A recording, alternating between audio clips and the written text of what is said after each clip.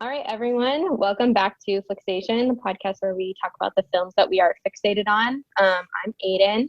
I'm Anna Grace. Today we are talking about the Loki finale, which we know is not a movie, but I'm prepared to make the argument that these MCU shows are kind of movies Aidan, split up into pieces. So we're just going to talk about it. Goodness gracious, so we I guess, talk about this every time. Yeah, I'm going to say it every time. I don't care. I know. I just want people to know that we're hypocrites, but we're also kind of not, because the MCU is being a little bit of hypocrites. Okay. Okay, so Sorry, I derailed us immediately. No, you're fine. No, because like what ends up happening is you're like, it's not real TV. I'm like, Aidan, it's not supposed to be. And then I just written about how the MCU right now is just about setting up for later, and we don't focus on what's happening anymore. That's correct. Which is also something we should talk about while we're talking about this episode. But would you like to start us off with a recap? Sweet. Let's see how much I remember, because it was a minute ago. I tried to rewatch it today, and then work was insane. There's like 3 scenes in this. I know, exactly. Okay, so a quick recap. Basically, we see Loki and Sylvie walk through the void where Alioth was, because Sylvie and Loki charmed Alioth together to get through to see it's Kang. What's his name? It's like He Who Remains, I think. Yeah, He Who Remains, that. So they walk through this. Okay, can we talk about how gorgeous the castle is? Yes. Okay, it was beautiful. Are you familiar? I forget the name of it, but there's this type of art in Asian culture where you break something and then put it back together, but use like gold, like paint and like glue to put the pieces of the bowl back together so you can see the imperfections. I don't remember what it was called either, but it's this type of art that they do, and it was really reminiscent of the castle itself, and so I thought that was just, I don't know if that was intentional or not, but I thought it was incredible. Anyways, not the point. So basically, they go in this castle. They see Miss Minutes is there. What? Miss Minutes yes, is Miss Minutes is there. She. Oh my goodness! Yeah, that. Yeah, because part of me was like, is Miss Minutes like the big bad? Like, we think it's Dark Loki. We think that it's Kang. No, it's just her. And then the other part is like, she's just. Yeah, I know.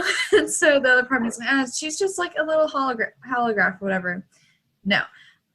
So she's there, and then they meet King the Conqueror, realize that free will doesn't exist, and basically learn about the multiverse wars. And I really liked that he had like a little visual, representation of what he was explaining, because it made me, an idiot, understand it a little bit more, because I'm like, oh, okay, I can see like the different figures fighting each other. I understand what's happening now. So that was helpful.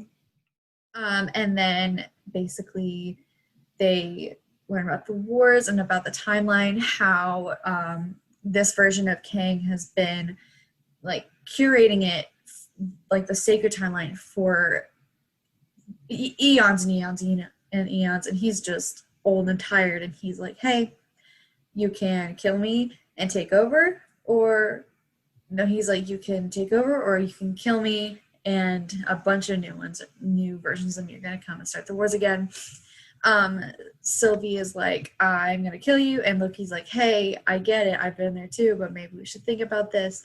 She kisses him to confuse him, and pushes him through a portal, and then bam, King's dead, and then the multiverse is a thing again.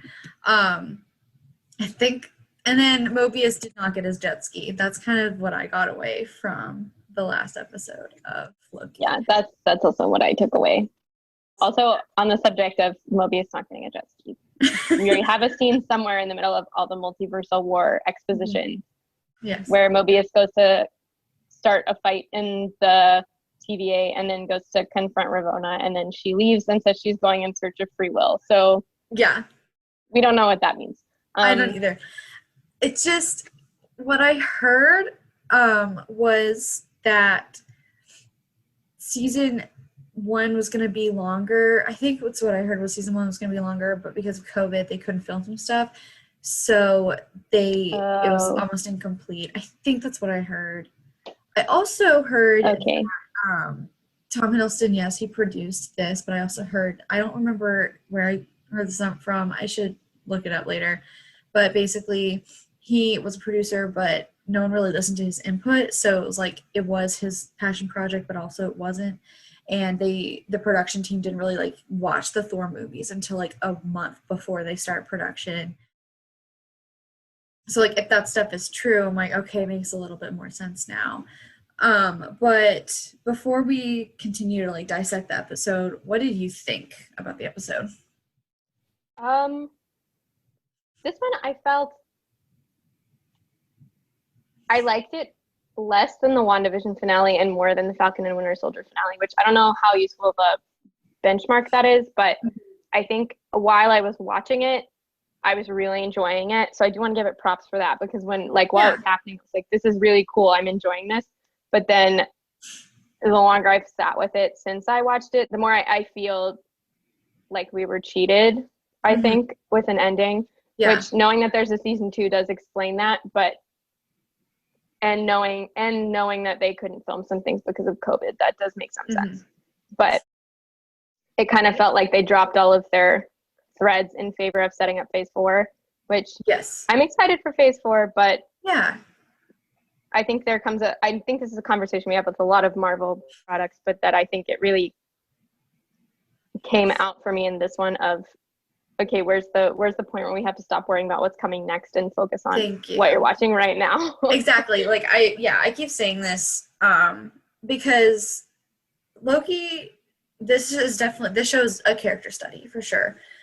We do see growth, and so I enjoy like watching that. I think people appreciate that, but again, it's like, especially this last episode, and it happens with so many Marvel projects recently, and most of the time it's the fans themselves who are like, this sets up for this sets up for this, Young Avengers is going to happen soon. I'm like, that's awesome, but like, Wanda's dealing with her grief, let's watch. And so I feel like that's mostly been the fandom recently, but I think for Loki, the show itself, at least the last episode, really did feel like set up.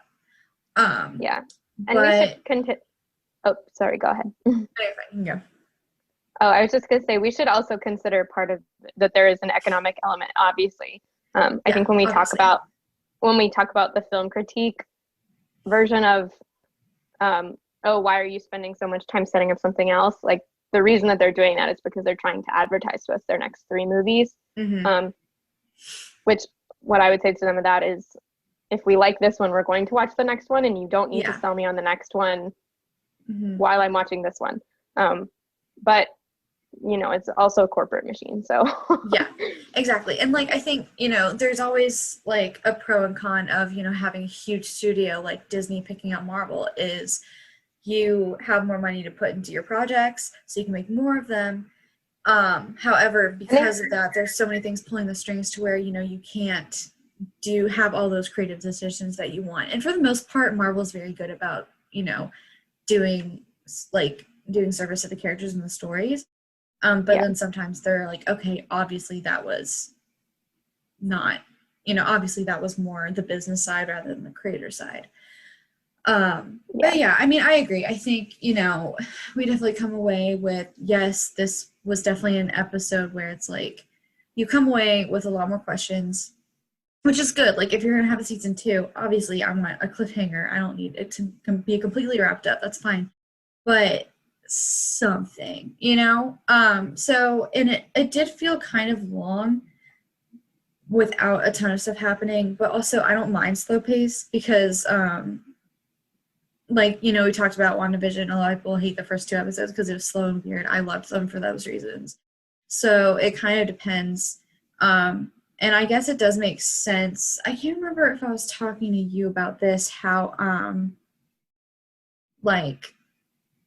all of that whole them finding out what's going on, it would have been better if they had actively found out on their own instead of just being told everything. If you know what I mean? Instead of I know what you mean. And so I think I was saying how it made sense and it didn't make sense, because the whole point at the moment is, does free will exist? Loki and Sylvie, but Loki's whole thing is I make my own path, I make my own choices, my destiny is mine. So it would honestly be even more significant that he didn't get to find this out. It was told to him. Like, he just had to listen and find out about all the wars, about how free will isn't a thing, who's really behind the TVA. Because, like, yeah, he saw it out and they got to the castle, like, beyond the void at the end of time. But it wasn't him, making, not killing King and then finding everything out. It was him sitting down, being told a story. And so I think that he had a passive role in those things being uncovered, I think was intentional.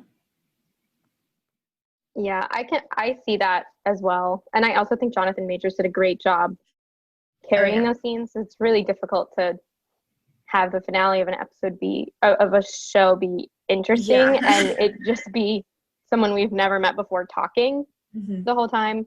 But at the same time, I feel like the show shouldn't have had to rely on him talking so much. Yeah, definitely. Because there should have been more, I think just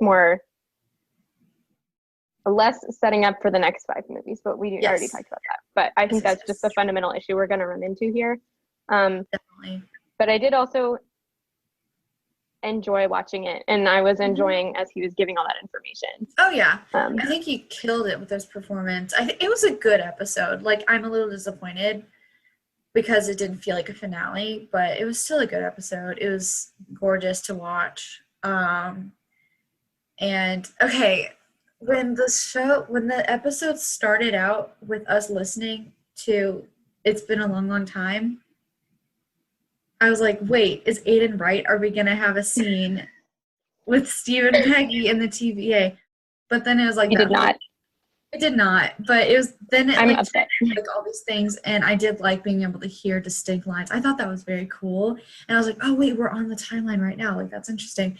But I was like, wait, I'm about to see like a really crazy episode. And then I was like, oh, this is the episode I have, which like wasn't bad, but it also wasn't like seeing Steve and Peggy being told by Ravonna and Mobius that it's fine because they're cute together. You know what I mean? Yeah. The first 5 minutes of that episode set me up for it to be a lot more than it was. Because of that sequence, and then the Miss Minutes coming in and giving him that ultimatum. Because when she said that, I was thinking that they really got to him, that he really felt threatened by them, or he was just lying and was going to, I don't know, cast them into the abyss or something. I felt like that was setting up something more intense than what actually went down, I think. I think so too. And I don't know if that was the like goal or not, but Kate Herron is not coming back for season 2. I saw that. She kind of sounded like she wasn't keen on it becoming a multi-series. Yeah. So, I mean, I'm going to watch season 2, and I'm very excited for season 2 because, I mean, overall, it's still a very good show. But I'm like, oh no, Kate, don't leave. But, I mean, obviously, I'm excited to see what happens. But I think it's, I think that raising the question and, like, really sitting down and be like, why are we always focused on what's going to happen next? Like, there's always that element that's good, and you want that. But, like, put some of that content into what we're watching right now, because I felt very empty after watching this episode. But again, that's not to say it was bad. Yeah, I think they've been struggling a little bit, and I think WandaVision did the best at this, but I think WandaVision also was very set that it was going to be a one-off. There wasn't going to be season 2. It had a specific story to tell, and it was telling a serialized story. I think Falcon and Winter Soldier and Loki did much better, in my opinion, than Falcon and Winter Soldier, but have struggled at various points to figure out how to pace. Yeah, that's a for TV. For sure. And I think Loki's done great. The only other one that I had a problem with was episode 3, and I think they were trying something I just would have done differently, so I can respect that. But this one, I think, felt like the last 15 minutes of a superhero movie after the heroes have beaten the bad guy, except for they... Yeah. So I think that's kind of where the letdown comes in. But Loki hasn't felt that way like the Falcon and Winter Soldier did up until now. So good on them for not doing it every episode. Yeah. Well, I mean, because Falcon and Winter Soldier, that was marketed to be just a movie split up, too. So I think that why all the shows feel different is because Wanda is modeled after sitcoms, or like WandaVision's modeled after. It's supposed to feel like that. And then Falcon Winter Soldier was like marketed to be a long movie split up. And there are I think the issue just to that. And then Loki was kind of a combination of both. Yeah, I think the issue for Falcon and Winter Soldier, which we don't need to talk too much about it, but I think it just came in for me of you would have the most, because they split it up the way they did, you would have the most intense parts of the episode happening in the first 5 minutes, and then you still have 35 minutes of show left. Yeah. And then you keep waiting on something else to happen that's more interesting, and then it doesn't. So it just throws off like plot structure. Yeah, I actually really do see that. There's definitely a point there. Yeah. But interestingly enough, my favorite episode is the one, spoilers for Falcon and Winter Soldier if you guys haven't seen it yet. Skip ahead like a minute. But my favorite episode is obviously the one where John Walker goes bad and kills that guy, because that's just amazing television. But my emotional favorite episode is episode 5, which I would say is maybe the worst paced, because they fight John Walker in the first 5 minutes. It's very dramatic. Yeah. John Walker goes and yells at the government, and then the rest of it's just them on the boat. But I love all those pieces of it. Yeah. But the order of them is very strange. Yeah. But I also love that episode because it's very weird. Oh man. In summary, we're looking at capitalism meeting serialized. Which honestly, it could be a whole different episode. Yes, we could talk about that. We could. I'm reading a book about Google's money-making model, surveillance capitalism. Terrifying things. So, it's terrifying. Well, because on like my, ad settings or whatever, I have, hey, don't do personalized ads, don't track my stuff. They still do. Yeah, and the whole company is designed for those things to happen without your knowledge or consent, for you to not be able to fix them once they're out there, and for you to not know that it's happening. It's great. More than a court has made them tell us. I know. I'm like, I keep getting like ads for weight loss and like Noom or whatever. I'm like, hey, listen, I get it. That's mean. And then like I keep checking like, hey, why does this specific ad keep coming up? I don't want it to. I understand. And it just keeps going. I'm like, okay, fine. Let's watch like a book of the month ad instead. Like it's a whole thing. Thanks, YouTube. I've been getting a lot of male soap ads, so I don't know what that says about. Maybe I've turned off enough of my ad settings that it really doesn't know. Good. I need to go off the But grid. if my phone can smell me, that's really upsetting. That is scary. Who knows? What did you think about? We kind of already talked about this in a roundabout way, but asking more specifically, what did you think about the reveal of He Who Remains / Kang / Immortus as the big bad? Did you think it was satisfying in and of itself, aside from the whole pacing issue that we've already discussed? Yes and no, I think that because we hadn't heard anything about like him other than there's someone at the end of time, I think there's just enough there for it to be like, maybe we really will be surprised. And obviously like everyone kind of guessed it was Kang. I did think how he's played as crazy, so it's like a big deal that they're seeing him, but he's also just like lounging in like an elevator or whatever. So I didn't think, I don't know, because I watched, I was like, oh, we were kind of wrong because we didn't think it would be him.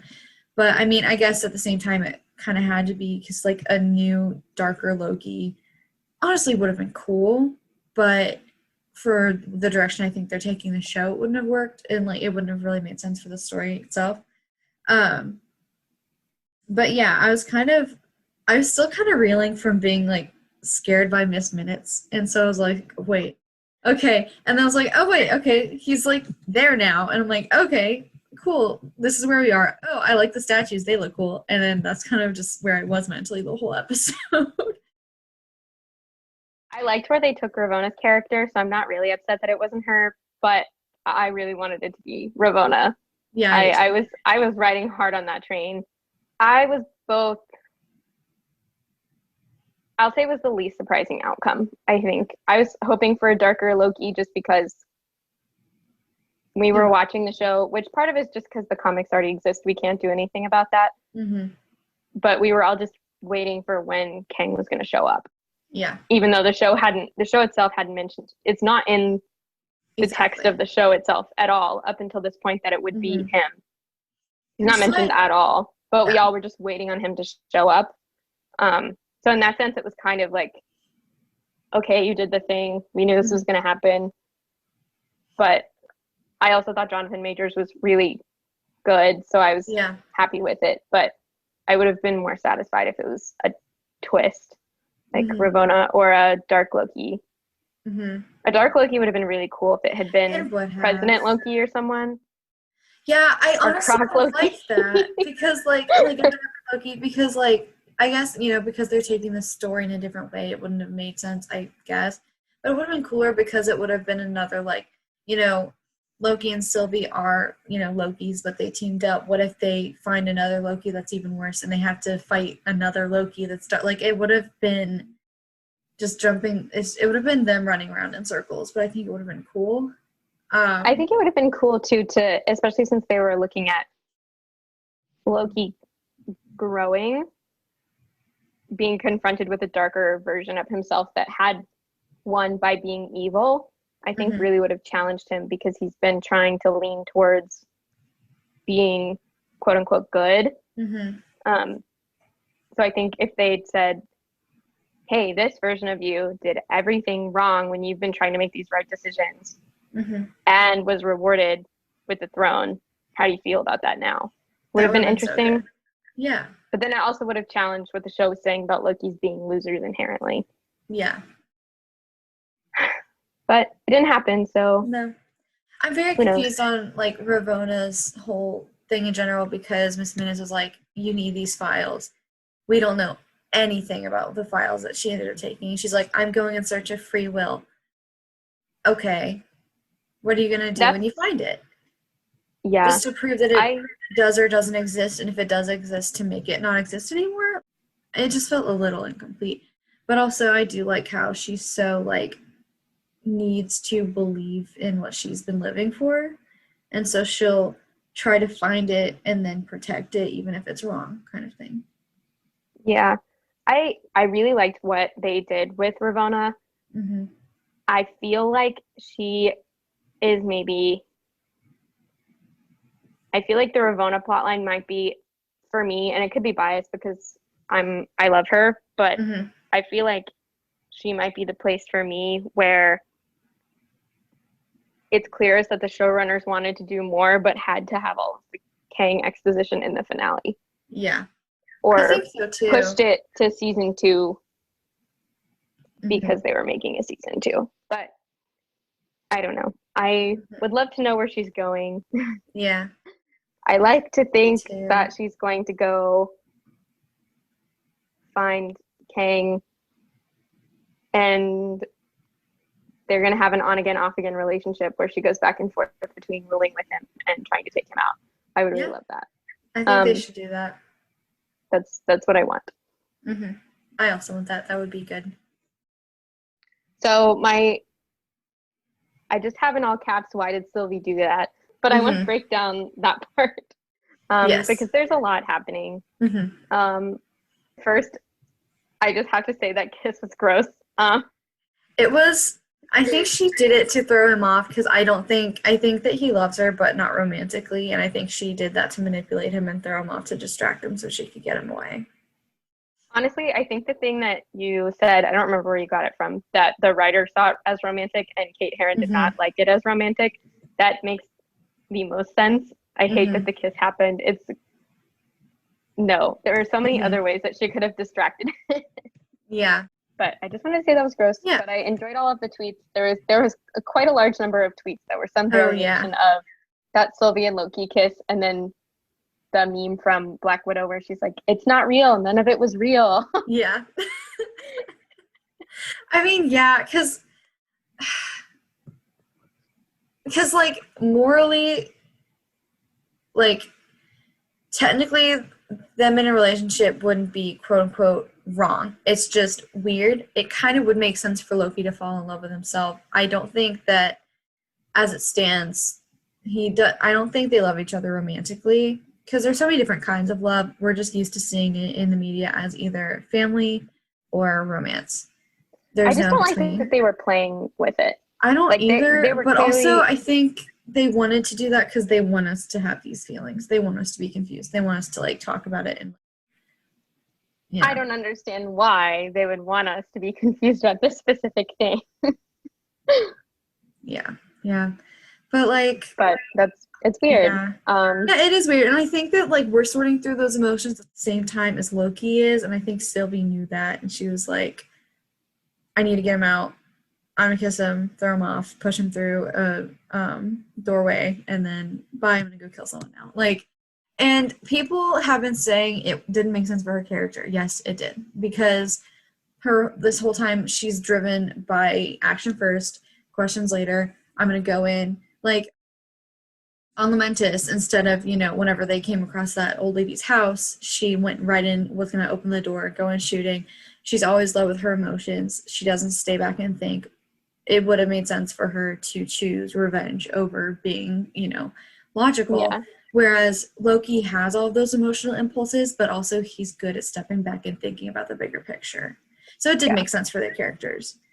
I really liked what they did with that moment, because I feel like it was a good culmination of what's been happening with Sylvie and Loki, minus the kiss. I wanted that, if I could I can't decide if I would rather have them not spend the last episode setting up the next thing, or if I would rather have the romantic tension between Loki and Sylvie removed and have them just learn to have self-love through meeting a variant of themselves completely platonically without us even having the question of whether they're an item and it's okay to be an item, because they both need a therapist before they need a relationship anyways, and it's just weird. I don't want to think about it.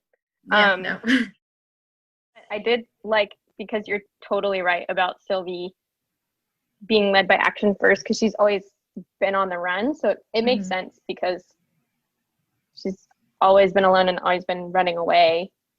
And then I think for Loki, I liked the idea that he had grown and we knew it, but we also didn't know it, because I think, I don't know about you, but as I was watching it, I knew we were watching Tumblr Loki, so I knew he was going to be actually thinking it through, but there was also that thread that Sylvie felt, and we also felt as the audience, of what if he hasn't changed? And him saying he couldn't be trusted was absolutely dead on. And so I thought that moment was very well done and well set up by the show. Oh, and definitely. I really enjoyed it. It broke me when he was like, I just want you to be okay. And I'm like, oh no, baby. I know. And I'll circle back to that element too when I talk about Loki later, because I feel like some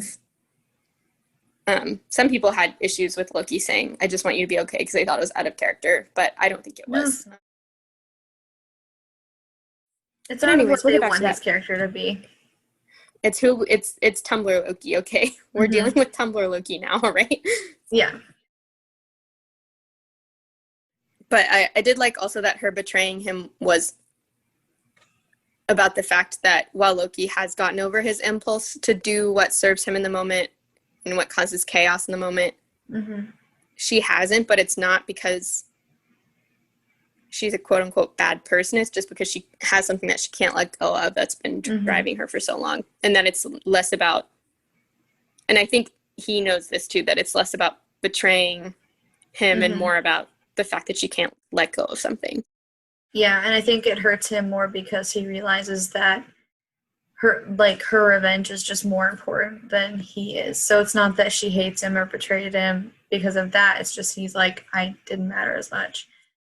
Which is really sad. And him just ending up completely alone again was just awful. Yeah, that was terrible. And I want to get back to that, but first I want to ask my other plot question, which was a clarifying question of what exactly happened at the did Loki go back to another universe, or did I think they so? Or did the creation of the multiverse retcon a different universe into the one that he belongs in? I genuinely have no idea. Like, I for real don't know. And I probably should. I'm just not, I'm bad at this. And so I'm not very I think that's just a question that's going to get answered later. I think so too. And like, because I've seen, at first I was like, okay, well, did she push him back into another timelines like TVA? And that's why they didn't recognize him. And I was like, well, maybe time has been reset almost to where there's still different timelines, but the TVA has maybe always been in charge, like headed up by Kang directly, and no timekeepers at all. I don't know. I think it's definitely something we're going to find out, possibly in Multiverse of Madness, but probably just still going to be in Loki. Yeah, I think it just might be what is now, and we just have to let it happen. And that's okay. We can have questions for a while. Like, it's okay. Yeah. I think that episode just needed like one more scene, 2 more scenes to clarify. I agree. But it was a couple minutes shorter than the other episodes, which I've seen that on that finale and The Winter Soldier both were shorter. And I always get sad when I see that they're shorter. They're playing much less fast and loose with rules of believable science in this show than they did in Endgame. So that's something for them. Definitely. And I'll say too, right before we get into this, I'll just say that I was a little bit disappointed that we don't really get to have a Mobius conversation, because they really sidelined him in the last few episodes, and I'm very upset by that. Me too. Owen Wilson deserved better. He did. Actually, that might be the bigger thing for me than Ravonna being left in an open end, is that we didn't really get a resolution to Mobius before he forgot about Loki, which sucked. But yeah, that's okay. So essentially, I want to kick off us talking about Loki as one of the most, I think, salient criticisms I've seen of the show, aside from, the whole commodity constantly setting up thing. I think the most salient criticism I've seen was an article that was talking about Loki being a side character in his own show. And I've seen that from a few people of talking about we didn't really learn anything else about the missing parts of Loki's past that happened around the early things. So what happened to him after he fell off the Bifrost in the first Thor, or how he got connected with Thanos, or any other details about that period of him. And we also didn't really see very much of who Loki was at that point. It jumped really quickly to even a more benevolent version of Ragnarok Loki, I would say. Because in the show, I can't think if he ever had a moment where he actually betrayed someone. Yeah. Well, okay, because at the end of the day, we learn more. It's focused more on Loki exploring who he is now and growing from there, and then also just about the TVA in general. And so we just don't get a lot of like his backstory in terms of what happened right after he disappeared, after he fell off the Bifrost. And so I think that it's easy to forget that we're dealing with Loki after New York, rather than like Loki as we most recently remember him. And so people are like, he didn't grow. And I'm like, if you compare him to Ragnarok Loki, no. But comparing him with 2012 Avengers Loki, he grew a lot. And so it's, him growing and like changing and realizing, he doesn't have to be evil. He doesn't have to be chaotic. He can kind of be himself. He can choose who he wants to be. He can be good. That kind of thing. And so a lot of people are like, was he evil to begin with? Loki's character has always been about finding, at least I've always thought that it's about looking, and he just wants approval and he wants to be loved, whether it's by Thor, Odin, the worst father ever. That could be its own episode, how bad Father Odin is. Yeah, and like, side note, is he worse or is Thanos worse? Like, Thanos did kill half the universe. So like, Thanos is probably worse, but anyway, it's not the point. But yeah, I mean, like, he's always been looking for validation, for identity, for love. And so this is him looking for validation, identity, and love in himself. And so it does work on that line, I guess, is what I'm trying to say. So he grew. It's just people forget that there are two different Lokis that we're talking about. I agree with your point. I also think when you said earlier that the creators didn't really listen to Tom Hiddleston's input, makes a lot of sense, because I feel like that explains how people are seeing that criticism in it, I think. Because I'm trying to remember when Loki mentioned Thor in the show. And I know we're looking at a different Loki and it's about discovery, but also he still loved his brother. Your brother. Yeah, he still had a lot of stuff with his brother, and he still loved his brother then too. So like, we just don't know a lot, and I don't know if that's on the writers or the director or the producer. Yeah, and I want to do more research into that whole story of Tom Hiddleston didn't have a lot of pull, because if that's the truth, then it makes a lot of sense. They're treating him like a female actress producer. I also think it becomes very clear cut at the end that Loki is a hero, I think, by the end. But I want to ask what you think is going to happen to him at the end of next season, but I kind of hope he's a little bit wounded from being alone again, because fundamentally he did all this growth to see, like, I don't have to be defined by what time has said I am so far of a loser and a bad person and a betrayer and not to be trusted. And that he could be more than that, but he also did fundamentally end up alone at the end of the season. And so he's learned that essentially the lesson he's gleaned from this is that he can learn and grow and become a better person, and he's still going to end up alone, even when they kill He Who Remains and the person who's in charge of free will. So I'm kind of wondering if he's going to slip back into his old ways at the end. And I think the ideal Loki that I would like to see is one that doesn't commit genocide and doesn't commit quote unquote bad acts, but does sometimes is unreliable fundamentally. Because I think that's what is fun about him and what makes him different from Thor, is that you don't really know what he's up to at any point. You don't really know if he's genuine, and I think that's why he's so entertaining to watch, and because he's also endearing at the same time. Yeah, definitely. Like, you love him, but you know that you can't really trust him and love him too much, kind of thing. I agree, because I think that even in that, like, shot that we have at the very end where he just stares off into the void and is just like, wow, I'm really alone.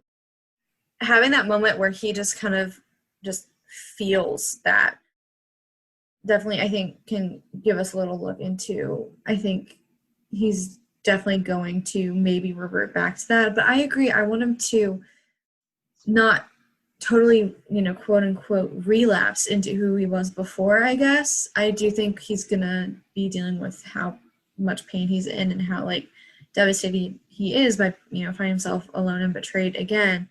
But I think a new turn for him would to be him feeling that, but then keep going, instead of feeling that and then becoming, again, quote unquote, the villain, like he has in the past. Yeah. I just want him to stay anti-hero, but fundamentally someone we can root for, Exactly. Like, he maybe cuts someone's hair off every once in a while, but he never tries to take over a planet again because he's I think the fine and he doesn't there, and he doesn't try to return Thor to the evil powers that are trying to enslave him on an alien planet or something like that. Exactly. But fun, goofy times. Definitely. And if we don't have a jet ski in season 2, I will royally lose my mind. Oh yeah, I will march down to Marvel Studios. I will knock on Kevin Feige's door and ask him for his job. That'll be it for me. I'm sorry. I don't know what to say. I know, like, you know what? I've been a Marvel apologist for years. I will try to just say, yeah, no, I mean, that was bad, but it makes sense. It's fine. Like, I understand what. No